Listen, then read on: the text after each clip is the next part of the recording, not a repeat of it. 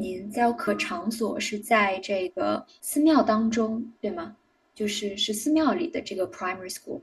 那您觉得就是寺庙里的学校和就是正常课外的或者公立的学校有哪些不一样呢？Usually, it's just their background, their financial background is better in the monastery. It's not because it's in the monastery, but it's more because it's a private school. The couple of public schools I've been through, most of their backgrounds is not so good, depending on the area the public school is in. Some public schools are very good, but the ones I visited and helped in, not so good. So because the financial background is not very good, usually there's a lot of struggle and emotions on the student side. So academically, overall, it would be a lot lower because I cannot go at a higher pace. With the school at the monastery, because the background mostly is more stable, I can get a lot further in academics. And although I'm not focusing on academics, I will still say I teach science. I will still say I teach, biology and chemistry and all that. But when we're teaching it, we're actually teaching the students, but the subject is still a subject. Usually they will forget everything, but if they were to pursue it in the future in college, they will remember a lot of the stuff when they relearn it. So it's still there, it's a tool, but it's not the main thing. But still, I will say I taught this course, I taught this curriculum. I can go further when this background is more stable. So with the public setting, I don't get very far. The rate of students who do not pass the class is much higher. At the City of 10,000 Buddhas, I can actually pull them, grab onto the students who are failing and pull them through so they can actually get through the course. But mostly in the public setting, it's a lot harder, and a lot of them actually don't make it through and have to do it again the next year or through the summer. So it's a struggle, but all we can do is we try, but it's a big gap difference. 那在这样的一个佛教学校当中的话，除了正常的，比如说science 啊，或者是 literature，我猜哈，就是可能会有这些课，那会不会还教一些跟佛教相关的内容呢？ Yes, we do.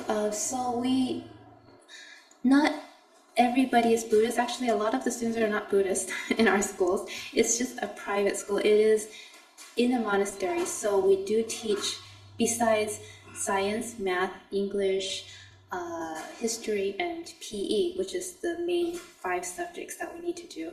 We add in meditation, and we add Buddhist studies or ethics, and we add in some kind of extra curriculum. So it could be a cultural thing like a Chinese course, a language course. Sometimes it's mainly Chinese, but you could do Spanish. I think they're opening up something with Japanese and French, but that's very few. Usually it's Chinese as a second language or the first language and further on. And then definitely different extra curriculum activities like Chinese dance. The boys have lion and dragon dancing and drumming, and the girls also have Chinese orchestra. So it's a very Asian based, but there is room for other cultures in. So the elementary school usually have Hispanic dancers because there's more of a diverse population there. But I do not feel, I just want to add, I do not feel that teaching goes against my practice. I know in the beginning I struggled a lot because I felt that I was teaching something that was nothing to do with Buddhism. It's science, basically. It's nothing to do with Buddhism.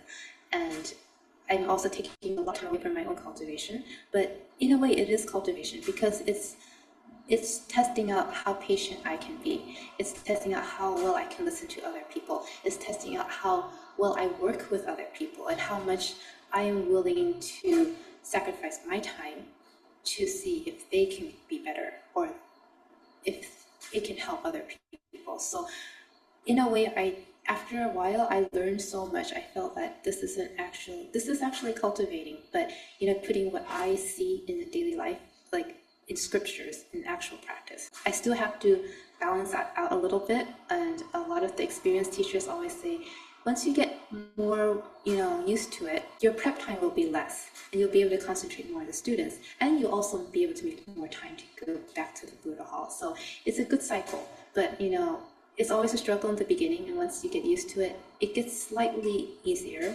slightly flows a little better. But I still approve of putting a lot of effort and a lot of time into it because it is interaction with actual people.